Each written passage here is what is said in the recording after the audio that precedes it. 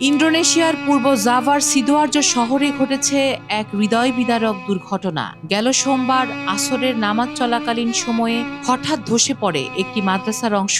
এই ধ্বংসস্তূপে এখন পর্যন্ত মৃতের সংখ্যা বেড়ে দাঁড়িয়েছে ৩৭ এবং নিখোঁজ রয়েছেন অন্তত ২৬ জন।